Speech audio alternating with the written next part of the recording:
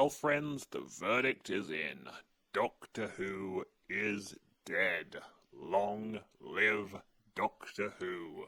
This was meant to be Doctor Who's return to form, the getting the band back together and playing some old hits, and God help me, this actually worked. I liked the episode in spite of its flaws, which we'll get to, don't worry. The Doctor was solving problems with his knowledge and quick wit, and the episode was set up so that situations like that could happen. David Tennant's acting, although I can't stand the man in real life, conveyed a quality about the Doctor that I never once got from Whittaker, and it is the one word, authoritative. That is, he has a commanding presence, especially in that courtroom scene.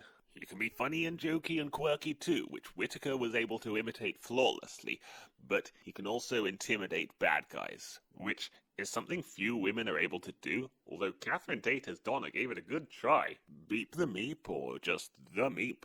I don't know the correct form of dress, so I'm just going to say this thing. This thing was quite a compelling and likable character, even if you know the spoiler that comes later, which, by the way, spoilers. The funny moments, and there were many, did not require characters to act out of character. They were just acting as they would usually act, and the comedy came from the absurdity of the situation, which, again, makes sense in the context of this sci-fi premise. And if it sounds like I'm damning this episode with faint praise, that's because, A, it's very difficult to talk in great detail about why you like something. I mean, this is only my first review, holy heck, but B, I was not expecting to like this episode. I was in full-on hate-watch mode when I started it. I mean, what I said about Russell Davies last week is still true. I was in a full-on hate spiral, and the Star Beast taught me to love again. Believe me when I say that is high praise. Which is why I say with two heavy hearts that the episode was dragged down at times by having to uplift certain communities. And if you think I'm just one of those bigots who hates everything because it's woke, I mean, they're not wrong, but... Oh, and just days before the episode airs, we have Neil Armstrong. Yes, Neil Armstrong, writing for BBC News, and I quote, "This special is preachy and little more than a delivery system for the message." I mean, maybe he's still pissed off about that time the Doctor photobombed his ladder climbing stunt.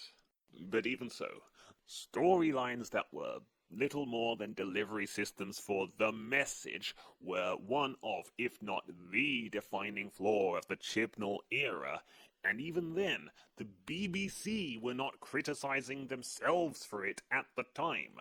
If they did, I would have heard about it, so the fact they should bring it up now speaks volumes. And this is just one small quote from the article, yet one giant red flag about what we should expect. So what was that message that you can be a woman whose legs don't work and also be a science person? If only it were just that. But I actually found her one line about that relatively inoffensive. It seemed like something a wheelchair user could reasonably say if the situation called for it. And of course the joke we all made when watching that scene is obviously she can't be a villain, she's in a wheelchair, but then again, the fact that she's played by Ruth Madeley is arguably more of a giveaway. And the weapons that come out of her wheelchair later are a bit silly, but I can suspend disbelief. I like that a mobility aid can be fun. And then we come to the infamous pronouns scene, which again, I didn't mind. It was used to set up a joke/cute quirky character moment with this thing, and it was moved past relatively quickly. But the more I think about it, the less it seems to make sense, because the Doctor's always been able to assume without asking that this is a he, this is a she, this is an it. And yet when Rose 2.0, which is what I'm going to call her, Rose 2.0, calls him out for using he-him pronouns on this thing, his response is, "True, yeah, sorry, good point." I mean, it's possible he was just humouring her, but we know from the politics of these writers and actors that he meant it sincerely. Which means you kind of painted yourself into a corner with that one, Doc, because if you don't do that every other time you meet an alien, or human for that matter, you're gonna look like a bit of a transphobe. Remember, The Doctor's been to the future, so he presumably knows at some point in the 21st century it becomes taboo to gender people based on appearance. But the writers of every Doctor Who episode ever before this one failed to plan for that eventuality, so I guess that's just something to leave in the bigoted past. But Doctor Who has always been progressive, and I'm being very facetious because, of course, I said in the last video that when you're emotionally invested in a story, it can go off on a tangent to teach you a lesson about the real world. This was never a problem until it was, and the balance shifted in favor of too much messaging for too little storytelling. This era promised that with more messaging, there would at least be a better story to go with it. But Russell kind of overplayed his hand in just the first episode. So let's address the elephant in the room. This train wreck of a scene is so legendarily bad, it may have ruined the entire episode. And if that sounds harsh, it's because of the character it's associated with. The Doctor finds himself in a situation where, in order to stop this thing from killing 9 million Londoners, he must give Donna her memories back, reawakening her Time Lord powers, even if it means certain death for her. Donna willingly sacrifices her life in order to save those people, including her family. But Donna Noble does not die. And it is Rose 2.0 who snatches victory from the jaws of defeat. And it's explained here that Donna's Time Lord powers were half passed down to Rose, so it's now split between two people and doesn't kill her. The characters then realize this is why Rose always felt so out of place growing up, being that she is essentially part Time Lord and having inklings of the Doctor's memory, inspiring her to do stuff, including change her name to Rose.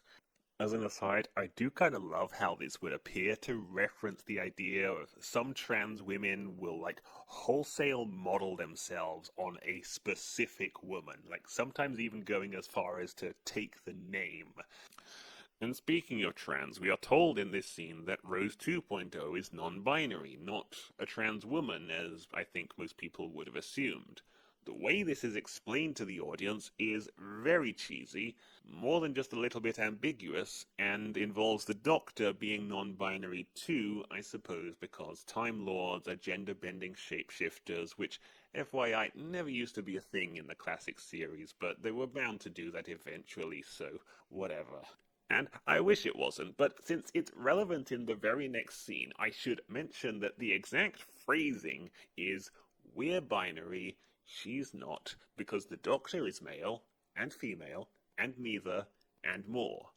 But the Doctor just said that he's binary. That's literally his line, so which is it? It's so confusing, and at least one other person I discussed this episode with kind of assumed that they're saying the Doctor is a man who conforms to the gender binary. I suppose you could rationalize it as David Tennant's version of the Doctor is binary, but the Doctor as a whole is non-binary, but I don't think that gives the warm representation feels that non-binaries are yearning for, and besides, I hate the way Doctor Who fans explain everything. I hate that.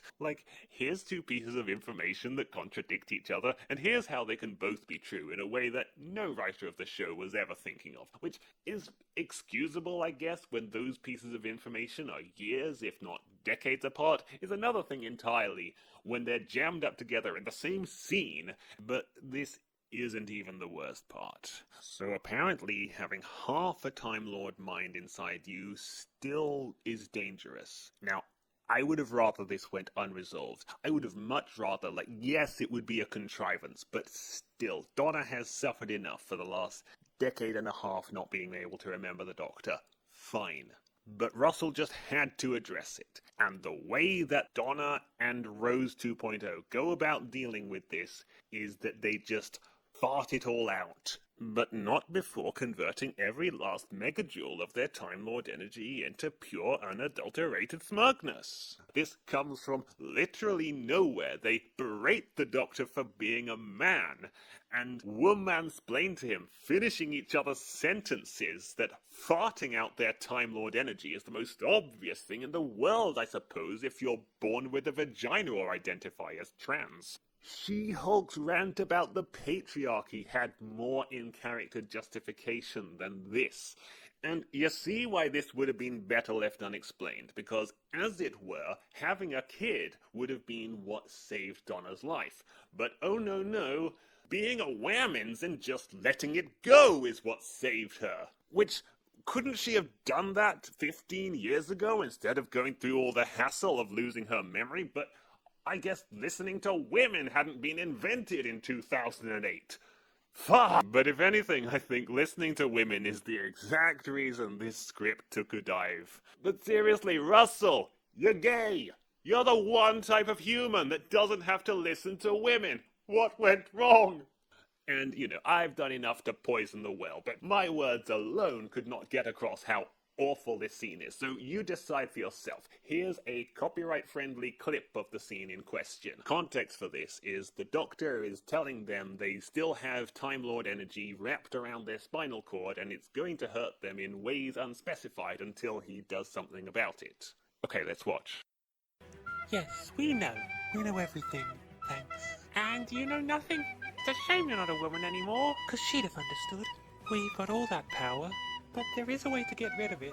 Something a male-presenting Time Lord will never understand. Just let it go. And we choose to let it go.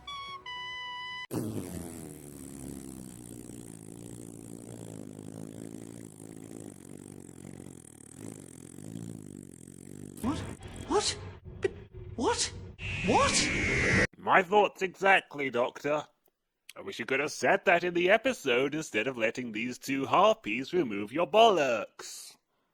So, what does this matter? I mean, it doesn't, it's Doctor Who, but it made me like Donna a bit less, which hurts, as she's perhaps my favourite companion, and I'm still looking forward to seeing her in David Tennant's last full episode, and maybe even a bit of how she interacts with Ncuti Gatwa. I mean, she said she's not into the Doctor that way, but she clearly does have a thing for black guys. Oh, and one other person who I spoke to about the episode kind of played this scene off as Donna's playful mockery of the Doctor, which happens, but this is clearly not that. The musical cues alone should tell you how important this is. And even for Donna, it seems uncharitable that a daughter would just join in on the mockery like a school bully siding with the popular girl. You'd think if someone else did that, she'd be like, "Well, hold on there, Missy, only I get to badmouth him." Which brings me on to Rose. I like her a lot less after this scene, not least because this is still her first episode. I'm still forming an opinion on her. And now I can't help notice all her other character flaws, not least among them, she doesn't have any. She's just lovely. I hate people like that. Oh, and I also hate fictional characters like that, because it's unrealistic.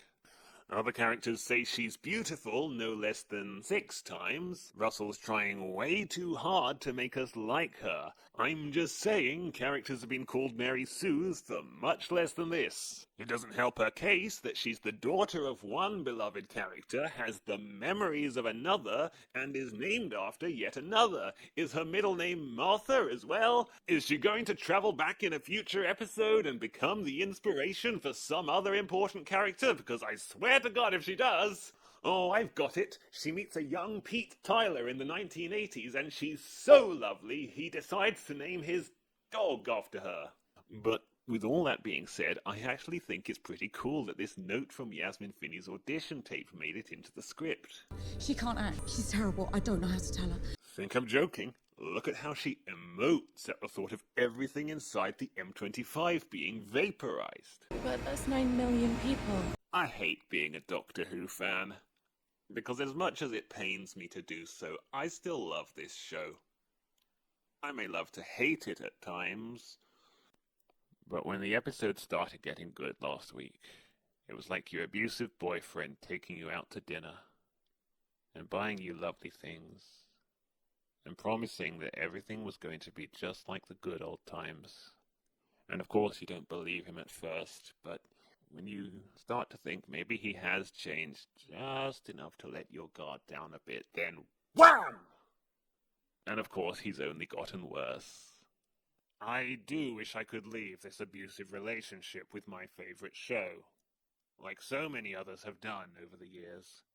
But there's something about me that just refuses to let it go, because that is something no male-presenting Time Lord will ever understand. And with that, I'll see you in the next one. Bye-bye. I'll always show up and make a statement. I don't ever slow up, no I don't take shit. I